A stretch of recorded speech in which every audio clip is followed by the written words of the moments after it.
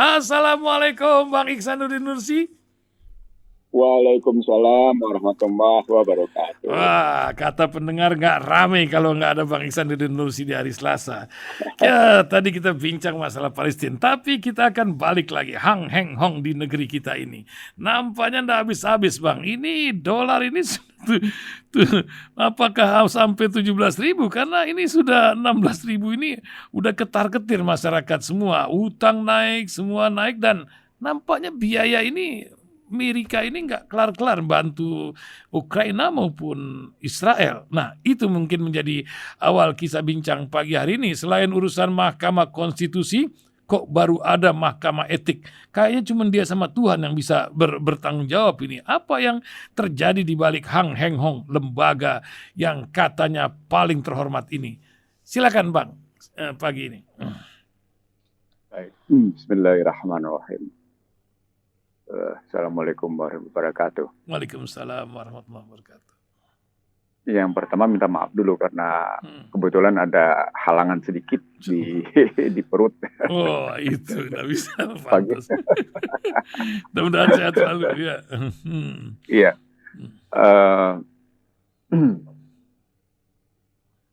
Mari kita ngelihat sekarang masalah yang kita hadapi ini. Minggu lalu atau 2 minggu lalu saya sudah bicara tentang analisis Bank Dunia dan World Economic Forum yang berkaitan dengan memburuknya perekonomian dunia. Bahkan memperkirakan 2024 juga masih tetap menurun gitu. Karena 64 negara sudah berada di posisi krisis, di ambang krisis. Jadi ketika itu kita bicara tentang situasi perekonomian, maka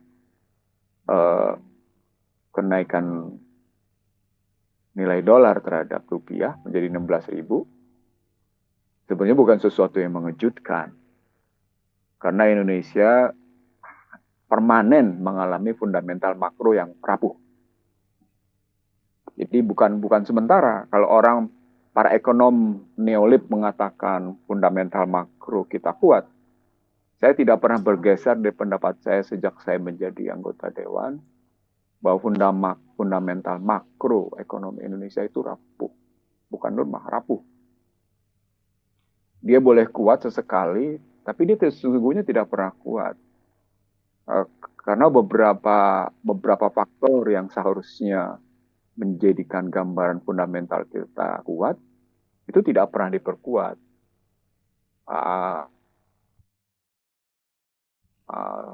Yang membuat kita harusnya kuat. Yang pertama misalnya kita tentang hajat hidup orang banyak. Hajat hidup orang banyak itu tidak boleh dikomersialkan sebagaimana pasal 33 gitu. Sebagaimana hadis dan sebagaimana ayat gitu. Listrik, nggak boleh kita komersialkan. Listrik, air, makanan, energi itu nggak boleh dikomersialkan. Bahkan termasuk kalau kita menerusin sedikit, mata uang tidak boleh diperdagangkan. Artinya kita tidak boleh memperlakukan free floating exchange rate. Nggak boleh memperlakukan seperti itu. Gitu. Itu karena mesti berlaku dinar dirham. Gitu. Kalau mau ambil konsepnya kayak gitu. Konsep dasarnya begitu. Nah, itu konsep pertama bahwa public goods itu tidak boleh dikomersialkan. Di public services-nya apa yang nggak boleh diperdagangkan? Infrastruktur, listrik, gitu. Itu nggak boleh dikomersialkan. Kalau di pemerintahannya apa? Kejujuran. Jadi selama tidak ada kejujuran, maka sesungguhnya tidak ada public services. Hilang itu public services. Jadi jasa publik pemerintahan yang disebut dengan itu tuh hilang ketika tidak ada kejujuran. Dan itu menunjukkan sesungguhnya fundamental itu makin rapuh gitu. Itu hal yang kedua. Jadi hal yang pertama public goods, hal yang kedua public services. Yang ketiga, di sini bisa kita lihat, kita nggak boleh utang sebenarnya. Apalagi dengan mata uang asing. Kan ketika saya menyebut Indonesia bergabung ke OECD, berarti kita bicara di awal September ya. Iya, di awal September. Oh iya, ada pernah. Lalu di akhir September, di awal September. Karena waktu itu kita membahas tentang KTT G20 di India, yang setelah itu Indonesia memilih bergabung dengan OECD. Yang saya bilang, nah makin kelihatan. Yang saya bilang kalau Indonesia mau macam-macam nih, akan dihajar oleh Singapura karena yang paling banyak memberikan pinjaman adalah Singapura dan mata uangnya US dollar. Waktu itu saya ngomongnya kayak gitu di hasil. Itu membuktikan bahwa sesungguhnya utang itu kalau untuk hal-hal yang sama sekali tidak bisa dilakukan dengan denominasi dengan mata uang asing, nggak bisa, nggak boleh. Padahal kita sekarang tetap dengan mata uang asing cukup tinggi gitu. Itu nggak bisa kayak gitu. Itu hal yang ketiga. Jadi artinya kita ngambil posisi membutuhkan, kalau kita ngutang kita membutuhkan uang mata uang asing untuk membayar mata uang asing itu. Dan ketika kita butuhkan mata uang asing, maka kita harus punya bukan saja ekonomi nilai tambah, tapi juga value added economic gitu ya, ekonomi nilai tambah. Tapi juga kita harus punya hal-hal lain yang menghasilkan punya nilai tambah, misalnya jasa. Ini kan kita bisa lihat neraca pembayaran kita jasanya negatif terus. Itu hal yang ketiga. Ketika itu juga kita bicara ekspor impor. Kalau barang hajat hidup orang banyak kita impor, maka kita selain butuh mata uang asing, itu akan mengakibatkan inflasi. Padahal selalu juga saya sebut yang disebut dengan inflasi punya saudara kandung yang namanya nilai tukar dan suku bunga. Nah, rezimnya sekarang rezim inflasi tinggi, berarti suku bunga tinggi. Nah, ketika inflasi tinggi, bunga tinggi tidak bisa menjawab, terkena nilai tukar. Itulah kemarin sore sekitar pukul 17 tergopoh-gopoh ya namanya OJK, BI dan Kementerian Keuangan ketemu Presiden untuk melaporkan.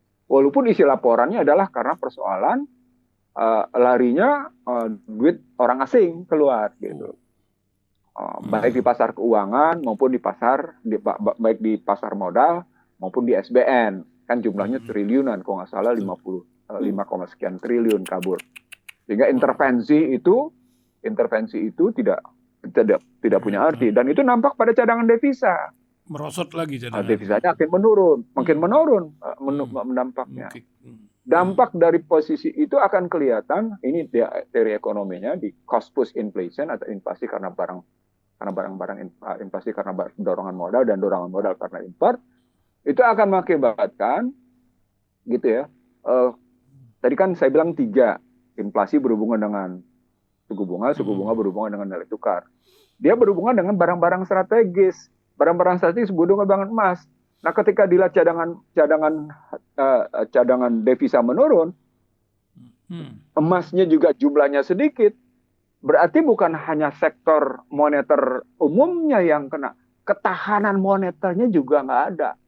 Nah, faktor ketahanan moneter nggak ada, ketahanan fiskal nggak kuat, itu berarti ada problem utama. Bukan hanya fundamental makro yang nggak kuat, tapi terkena juga yang namanya ada penguasaan orang asing pada struktur perekonomian di dalam negeri. Jadi bukan hanya pasar uang yang mereka ributin. Mereka nggak mau buka mata, buta telinga dan buka batok kepala gitu biar tahu nih pikirannya kayak apa nih. Maaf nih saya ngomongnya agak kasar gitu ya. Biar tahu nih. Enggak. Saya terus terang karena ini saya ngomong bukan soal setahun, 2 tahun, 3 tahun. Saya sudah ngomong hampir 30 tahun kayak gini gitu loh. Ini lo ada yang salah nih gitu, terutama ketika yang namanya Juli 1957 manage floating rates mengambang bebas diatur gitu, dikelola, diubah menjadi free floating exchange rate. Itu saya nggak bisa terima itu, maaf aja, saya nggak bisa terima. Dan saya ingat betul itu kebijakannya Sudrajat Jiwandono dan Mar'i Muhammad gitu. Sehingga terkena semua. Itu saya ingat betul itu. Dan saat itu saya anggota DPR gitu. Makanya saya bilang ini salah. Nah, faktor kelima itu dengan posisi kayak gitu ya. Dia menggambarkan bahwa struktur perekonomian kita dampaknya menjadi sesungguhnya terdikte habis-habisan. Maka akan naik semuanya. Semua yang kita import itu naik. Utang juga naik. Coba lihat harga termasuk. Nah, begitu utang naik, APBN langsung negatif. Defisit APBN langsung membesar. Neraca pembayaran langsung negatif. Neraca perdagangan langsung nggak karu-karuan. Gitu loh. Tax ratio pasti menurun. Oh, kena semua itu. Kena semuanya. Keseimbangan primer pasti lebih besar lagi gitu kalau Belum ngambil-ngambilnya. lagi Ini ditambah kegalauan belajar masyarakat menghadapi situasi politik juga atau pengusaha ya. sebenarnya kegalauannya itu diciptakan sendiri oleh sistem. Hmm. Itu yang saya bilang, sistemnya sudah menciptakan kegaduhan, sistemnya sudah menciptakan kegalauan, sistemnya sudah menciptakan kegelisahan. Ya Allah, maafkan saya ya Allah. Ini saya ngingetinnya bukan cuma di Rasil, saya di Rasil sudah hampir 5 tahun gitu ya. Ini kan, ya Allah ya Tuhanku, kenapa sih nggak buka pemikiran, itu kepalanya kenapa nggak dibuka, kenapa hatinya nggak dibuka gitu loh. Apa memang sudah terjadi sumbung om yang bahkan layak kilun? Apa memang sudah begitu gitu loh. Jadi sistemnya itu, sistem ekonomi politiknya itu yang membuat memang akhirnya rapuh, itulah maksud saya kalau ngelihat nilai tukar kayak gitu. Maka kemarin ketika saya sudah melihat 15.987,5 gitu, 15.000. Saya bilang ini ambang batas psikologis kedua sudah tembus. Di 2015 ketika saya masih ketika media masih belum semuanya terkooptasi, kan 90 sekian % media terkooptasi ya. Terkooptasi habis-habisan. Saya masih menjadi narasumber. Saya masih menjadi narasumber kemana-mana. Saya bilang ini kebijakan Joko Widodo yang katanya Trisakti dan kenyataannya bikin begini, ini nggak akan memulihkan perekonomian. Bahkan saya ingat betul bagaimana saya ribut dengan ekonom UGM yang saya bilang, Anda yang akan membuat rupiah itu 10.000, itu nggak akan mungkin. Ingat nggak? Ekonominya UGM yang ngomong kayak gitu. Pernah ngomong gitu, betul. Dan saya kemudian kebetulan ketemu di TV One gitu, dan saya tuding langsung yang bersangkutan gitu. Masya Allah. Makanya saya minta maaf betul kalau sampai kayak gini gitu ya. Nah, sekarang kalau kondisi kayak gini, apa yang mesti dihadapi? Mestinya sadar sekarang bahwa kita ternyata membangun rumah pasir. Atau tepatnya kita ngebangun rumah di pinggir pantai, atau kita ngebangun rumah di bukit-bukit, atau kita bangun rumah di tepi sungai yang setiap saat akan diterjang oleh ombak besar, akan diterjang oleh namanya gempa kalau di bukit-bukit, yang akan diterjang oleh meluapnya air sungai. Tapi tetap kita melakukan itu, padahal kita tidak punya teknologi yang cukup kokoh untuk kira-kira menghadapi bagaimana kalau terjadi bencana. Coba. Hadisnya menyatakan jangan pernah membangun rumah di pinggir sungai atau di pinggir pantai, di bukit-bukit kalau memang kita tidak sanggup menghadapi kemungkinan itu gitu loh. Masya Allah. Nah, ini jadi jangan heran kalau sekarang 16.000. Jangan heran. Hadapi kenyataan itu. Saya pengen lihat maaf ini saya sarkas. Saya pengen lihat seberapa kokoh mereka punya kekuatan menghadapi. Ini Amerika belum apa-apa loh. Saya kasih tahu aja. Amerika ini belum, Masya Allah. Maksudnya belum apa-apa, gimana Bang? Amerika itu akan naikin lagi suku bunganya. Federal Reserve akan naikin lagi suku bunganya. Di bulan November. Ini sekarang bulan Oktober belum selesai. Amerika kita sudah naikin 6% duluan ya. Kemarin itu begitu selesai itu langsung naikin suku bunga BI 6%, kan gitu kan? Supaya karena BCA terburu-buru minta BI segera naikin suku bunga gitu kan, supaya naik ya namanya bunga deposito dan supaya orang nggak lari keluar. Padahal seperti saya pernah juga bilang di Rasil, terjadi tidak sehat persaingan pasar uang. Persaingan bunga BI rate dengan yang namanya bunga deposito, bersaing dengan yang namanya bunga pinjaman, bersaing dengan namanya bunga obligasi, bersaing dengan yang namanya tingkat perubahan ini harga saham gabungan. Itu kan nggak sehat semua. Kalau kita lihat kalau BI rate, kalau sekarang SBN-nya, bunga obligasinya sudah bergerak di atas 7%. Itu akan naik mau tidak mau. Jadi KPR semua haji juga bakal naik juga ini. Akan naik. Jadi kalau kita bilang umroh ini bakal naik karena kan komponennya paling enggak Anda butuh dolar sampai 14 jutaan sekian. Nah, mungkin sekitar sekarang udah bisa naik sekitar 17,5. Untuk transportasinya aja gitu kalau kita bicara umroh. Tapi orang Indonesia menarik loh, walaupun naik tetap berangkat. Masya Allah. Indonesia. Nah, itu yang saya bilang, ke depan jangan terkejut. Makanya saya bilang, seberapa kokoh sih mereka? Itu makanya mereka bilang, enggak lah, kita bikin redenominasi aja. Dari 1.000 menjadi seperak. Nah, itu gambaran bahwa sesungguhnya mereka tidak mampu mengatasi kerapuhan fundamental makro. Saya ulang nih sekarang. Ini adalah bukti, kalau kita mau ngeliat, ini adalah bukti bahwa sistem perekonomian yang dibangun oleh neoliberal atas anjuran-anjuran negara-negara OECD, khususnya Amerika, bukti rapuh. Nah, itu makanya mereka bikin redenominasi. Apa poinnya? Iya enggak kok, harganya tetap nggak berubah kok. Dari 1.000 tetap seperak, tetap harganya tidak berubah. Ya tidak berubah. Anda cuma ngelihatnya jangka pendek. Coba kalau Anda lihat dalam jangka panjang, dalam perekonomian, itu menunjukkan perekonomian Anda ambruk 1.000%. 1.000%. Masya Allah di situ gitu ya. Nah sekarang kita geser. Itu saya cuma ingin mengatakan, yuk kita saksikan kerapuhan ini yuk, gitu. Nah karena begini, persoalan ini sudah 25-30 tahun saya ngomong kayak gini, mereka tetap cuma mukmum om paham layar kilun, layar jion. Tapi terekam, gitu ya. semuanya terekam kok, akan kelihatan gitu kan dalam jejak digital Bang Ihsanuddin Nursi.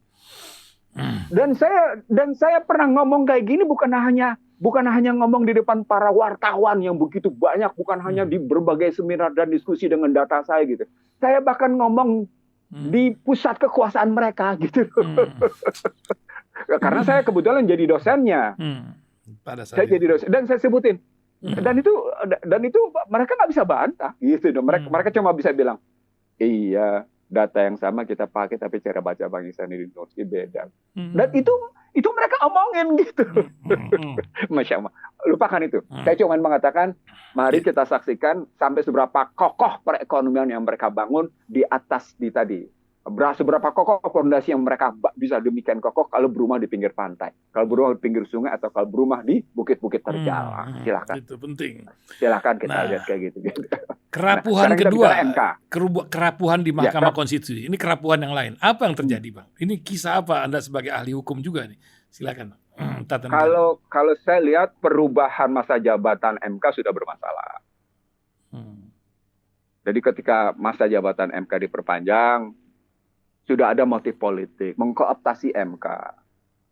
MK sendiri dalam struktur ketatanegaraan mestinya bagian dari salah satu ruang di MA. Dia bukan lembaga tersendiri.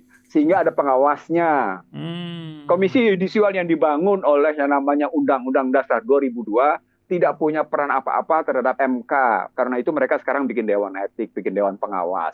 Yang orang-orang Dewan Pengawas sendiri bermasalah terhadap Undang-Undang Dasar 2002. Coba, gimana? Sudahlah, kita cuma bikin masalah tanpa mampu menyelesaikannya. Jadi sejak yang namanya reformasi hingga hari ini, kita cuma mampu menciptakan masalah dan tanpa mampu kembali menciptakan penyelesaiannya. Padahal jelas-jelas para pendiri Republik menyatakan, jangan ikut kanan kiri, jangan ikut prinsip sosialis, jangan ikut prinsip komunis, jangan ikut prinsip kapitalis, jangan ikut prinsip negara adalah segalanya. Bangun sistem yang dibangun ini dengan cara berpikir kayak gini nih, cara berpikir gini itu kayak gimana? Yang dibangun berdasarkan semangat para pemikir, para pendiri Republik gitu. Jadi MK adalah salah satu produk kesalahan. Kalau saya bilang salah satu produk pengkhianatan terhadap konstitusi. Itu kalimat saya di mana-mana begitu gitu. Kenapa? Karena mestinya dia tidak berdiri sendiri. Dia cuma salah satu ruang di Mahkamah Agung. Omongan saya kayak gini sebenarnya cuma sekedar melengkapi bahwa reformasi telah berbuah krisis konstitusi dan orang baru sadar sekarang gitu ya. Saya ngomongnya sudah sekitar hampir, kalau saya ngomongnya 2004 berarti udah sekitar 19 tahun lalu gitu ya, satu generasi lalu gitu. Dan itu juga jejak digitalnya ada, dan Ahya Ihsan Talib juga saya buktikan itu jejak digital. Saya pernah baca itu.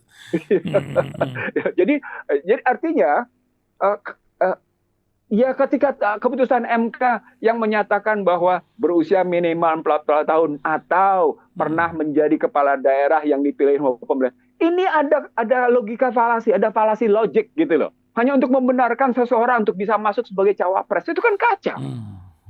Walaupun tidak dituding siapa yang bakal ikut cawapresnya, tapi ada hal yang salah dalam. Saya ngambil dalam logika bahasa saja. Minimal 40 tahun atau pernah menjadi kepala daerah yang dipilih melalui pemilihan umum. Kalimatnya begitu. Oke? Oke ya, kalimatnya begitu ya. Tapi biar enak, biar kita nganalisisnya enak gitu ya. saya baca ulang dengan baik supaya saya ingin mengatakan analisis yang kita bangun betul-betul analisis berdasarkan data fakta yang akurat gitu. Ya, berusia paling rendah 40 tahun atau pernah garis miring sedang menduduki jabatan yang dipilih melalui pemilihan umum termasuk pemilihan kepala daerah. Coba sedangkan spesifik. Kalimatnya paling rendah 40. Tapi atau. Nah, kalau ataunya pernah sedang menduduki jabatan usianya 35, maka 40 atau 35 sama nggak? Sama aja. Itu pakai bahasa aja. Kita pakai teori substitusi namanya, teori penggantian. Saya ulang. Berusia paling rendah 40 tahun atau pernah sedang menduduki jabatan yang dipilih melalui pemilihan umum termasuk kepala daerah. Sekarang kata ataunya kita ganti karena pernah sedang duduk sama dengan usianya 35. Maka pertanyaannya, berusia paling rendah 40 atau 35 tahun. Maka kalimat paling rendahnya 40 sama nggak dengan 35? Nggak sama. Kalau nggak sama berarti logikanya falasi. Logikanya palsu. Wah, itu dari segi bahasa aja sudah dapat palsu. Apalagi kemudian gitu ya, modal rekrutmen yang kita pakai analisis rekrutmen. Apalagi kemudian gitu ya, tidak ada kepastian mobilitas vertikal dalam jenjang politik. Apalagi kemudian memang partai politiknya melakukan kelemahan atau kegagalan dalam sistem perkaderan. Loh, gimana? Dia dicalonkan oleh PDIP menjadi wali kota. Lalu berikutnya sekarang masuk melalui Golkar untuk menindustrialkan dengan Gerindra. Ini gimana sih partai politik di teorinya? Dagelan banget. Logikanya gitu. Apa gitu loh? Teori politik apa gitu yang mereka memainkan kayak gitu. Jadi 3 kesalahannya. Pertama tadi dari segi bahasa. Yang kedua dari segi sistem rekrutmen. Yang ketiga dari sistem yang namanya peranan partai politik. Nggak ada benar-benarnya. Yang berikutnya gitu adalah ketika orang bicara tentang etika. Waduh, saya nggak bicara tentang moral deh. Karena ini persoalannya bukan persoalan moral. Walaupun etika sumbernya dari moral gitu kan. Strukturnya agama, moral, etika, baru kemudian keputusan rasional gitu. Nah, aspek ini yang membuat orang kehilangan kepercayaan pada MK. Dan ini bukan baru pertama kali.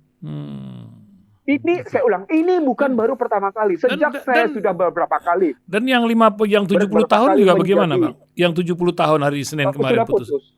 Halo? Sudah putus. Kalimatnya nggak bisa 70. Jadi artinya ini MK bukan baru pertama kali kayak gini. Ini MK berkali-kali karena ketika saya menjadi saksi ahli membuat undang-undang migas dan undang-undang kelistrikan sampai dengan sekarang tidak bisa dieksekusi itu undang-undang migasnya. Undang-undang listriknya metamorfosis cuma ganti baju aja tapi prinsipnya tetap liberal gitu. Begitu juga undang-undang sumber daya air dibatalkan tapi hadir lagi undang-undang lain. Begitu juga undang-undang cipta lapangan kerja yang dibatalkan lalu dihadirkan lain. Jadi saling menunjukkan kekacauan gitu loh. Kebayang nggak? Gimana coba? Ada hal yang memang salah dalam kerangka sistem. Jadi balik tadi sistem ekonomi politiknya salah, sistem hukumnya juga salah. Coba gimana tuh kalau kita ngeliatnya kayak gitu? Nah, kalau sistem ekonomi politiknya cerita kita tadi kayak gitu, lalu kemudian ternyata kita balik ke dalam sistem tatanan hukum kayak gitu, yang saya bilang begini, coba kaum reformis itu bikin yang namanya skema kekuasaan negara berdasarkan struktur ketatanegaraan yang dibangun. Bisa nggak? Kalau bisa saya cium tangan. Kalau bisa cium tangan saya sama mereka. Karena saya bisa ngebuktikan bahwa itu salah total gitu loh cara berpikirnya. Oh, ada yang bangga loh dengan Undang-Undang Dasar 2002. Ada yang bangga, kami perlu menerima bintang Mahaputra bahwa sistem MPR itu komunis kata mereka. Kan dahsyat kan? Padahal sistem majelis itu Asurul 38 surat. Coba gimana cara berpikir? Padahal yang ngomong kayak gitu tokoh intelektual Muslim. Ya Allah. Masya Allah. Ini tersesatnya luar biasa. Itulah makanya saya bilang dalam menghadapi 2024 ini. Mari umat Islam berpikir secara jernih apakah sistem yang sedang disajikan kepada umat Islam di Indonesia ini sebuah sistem yang akan membawa perjalanan ke depan menjadi lebih baik atau biasa saja atau lebih buruk atau dalam bahasanya Jules Masterman untuk akhirnya menetapkan Muhammad Rasulullah sebagai pemimpin besar dan paling berpengaruh di dunia. Apakah pemimpin ini gitu ya berhasil membangun keyakinan kepada para pengikutnya bahwa sistem yang dibangunnya adalah benar? Kan enggak, karena sudah terbukti enggak. Karena itu dalam konstruksi 2024, gitu ngelihatnya. Ini harus kita perbaiki dulu sistemnya. Masya. Coba bayangkan ketika yang namanya Anies Baswedan mendaftar, wah berbondong-bondong. Lalu kemudian ketika yang namanya Ganjar Ganjar. Pranowo, itu kan keterbelahan. Keterbelahan itu kelihatan gitu. Dan ibarat orang diajak masuk ke dalam sebuah pertarungan dan melibatkan seluruh tatanan masyarakat untuk yang namanya bersaing. Dan yang namanya bersaing pasti melibatkan yang namanya perasaan. Dan perasaan pasti ketika kalah pasti menimbulkan luka. Orang disuruh tidak luka, padahal demokrasi itu semu. Suara seorang profesor sama dengan seorang yang tidak sekolah. Itu demokrasi. Gimana coba? Kesetaraan apa yang Anda ambil di situ? Kesetaraan. Lalu mereka yang bicara tentang kebebasan, liberal, freedom, lalu bikin deklarasi. Loh, gimana nih orang-orang ini? Kacau gitu loh dalam cara berpikirnya gitu. Nah, lalu sekarang kita lihat dengan MK yang kayak gitu, dengan berbagai lembaga kayak gitu, kita masuk dalam 2024, maka pertanyaan saya, bagaimana masyarakat Islam mestinya menghadapi ini? Nah, saya kemudian dalam kemarin perayaan Maulid bersama Bang Farid gitu ya, di Abah Hanafi di sana, saya bilang, nih kita jernihkan dulu pikiran kita jernihkan dulu kalbu kita, sehingga kita jangan ngambil keputusan dulu, kita netral dulu supaya kita tahu ini sistemnya benar apa enggak ya gitu. Artinya nanya ini sistemnya nih sistem apa? Orang memang bilang ini kan kita bernegara bukan negara Islam. Jangan salah. Berkat rahmat Allah yang Maha Kuasa dan didorongkan oleh keinginan luhur, ya, maka sampailah kita pada kemerdekaan. Itu alinea 3. Itu kalau dibahas secara mendalam, itu kelihatan pemikiran Islam ini luar biasa. Bahwa perjuangan bukan karena keberanian mengorbankan nyawa dan harta dan nyawa, tapi juga mengakui bahwa ada kedaulatan Tuhan di dalamnya. Dan karena kedaulatan Tuhan itu, maka harus bebas dari keinginan-keinginan kotor, dari keinginan-keinginan kelompok, dari keinginan pribadi. Oke, gitu ya. Kita ngeliat di situ. Lalu kita ambil ke pasal 29-nya. Bahwa negara menjamin pada warganya untuk melaksanakan kepercayaannya dan keyakinannya itu. Artinya negara ini negara beragama. Oke. Karena kita negara beragama, maka kita balik. Apakah MK ketika mengambil sikap itu adalah gambaran bahwa itu adalah gambaran keadilan Tuhan? Kan demi keadilan bicaranya kan. Keadilan Tuhan maksudnya. Oke. Itu namanya saja mahkamah. Maka putusnya harus berdasarkan keadilan. Sekarang kita balik lagi ke dalam pemilu. Apakah kemudian kita menggambarkan bahwa sistem yang dibangun memang dalam kerangka ajaran beragama kita kayak gitu? Nah, ajaran beragama kita kayak gimana? Saya balik tadi misalnya ke dalam prinsip sila keempat. Saya naik lagi berikutnya misalnya katakan ke dalam sebuah sistem bagaimana kalimat-kalimat yang dibuat dalam Al-Quran, dalam Al-Maidah 42 sampai dengan 50 gitu.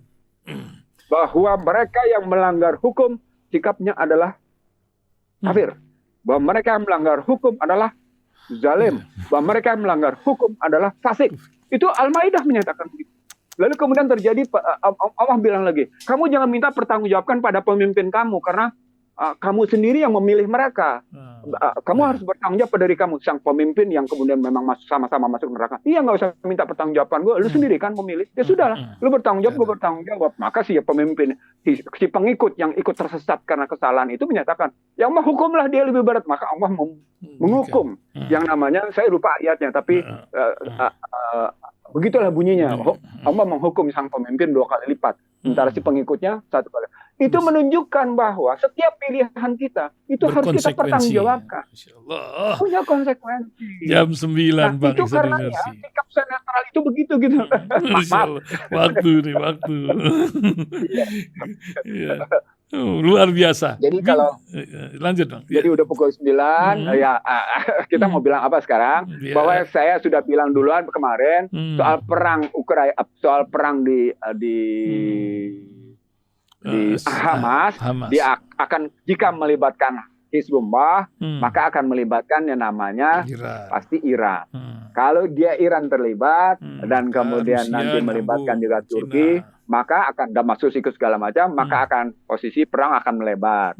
Berarti Suriah akan juga ikut rame, naik eskalasi perang akan meningkat. Itulah yang akan terjadi ke depan. Menyongsong tidak akan pernah 2024 yang sering Bang. Iya, jadi akan terus begitu. Ditambah juga saya baru baca aja sebuah buku, baru terbit bukunya, ditulis oleh penerima Nobel Ekonomi 2015. Dia menulis tentang bagaimana cerita COVID itu sesungguhnya juga mendapat perlawanan dan tapi justru karena mendapat perlawanan keras kayak gitu, maka 2024 akan menjadi sebuah pertarungan lebih besar dengan virus yang lebih mematikan. Artinya apa? Artinya makin keras nih pertarungan. Jadi karena saya menyebutnya ini dalam konstruksi misalnya Hamas melawan Israel adalah perang agama, maka sesungguhnya dalam cerita di panggung dunia kita sesungguhnya tidak pernah berhenti dari apa yang Allah sebut dalam Al-Quran, walan tadoan kal Yahudan nasura ala tatabuin milatahum. Sepanjang kita tidak pernah ikut mereka, mereka akan terus memerangi kita. Mereka nggak pernah ilas, dan cara mereka tidak memerangi kita, saya bilang pakai 7i, gitu loh.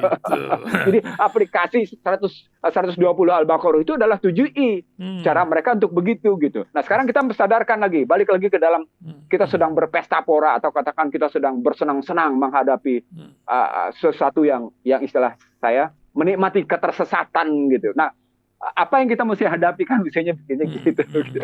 Masya Allah, waktu pula. Kalau bisa besok atau Kamis kita lanjut lagi bincang bonus dari Bang Ihsanuddin Nursi, mengisi waktu yang kurang. Boleh, hari Kamis ya? Ya, hari Kamis, boleh, insya Allah. Kamis, Oke, terima kasih Bang Ihsanuddin Nursi, luar biasa. Maafkan saya telat tadi karena ada problem sedikit. Subhanakallahumma wa bihamdika asyhadu alla ilaha illa anta wa astaghfiruka wa atubu ilaik. Assalamualaikum warahmatullahi wabarakatuh. Waalaikumsalam warahmatullahi wabarakatuh.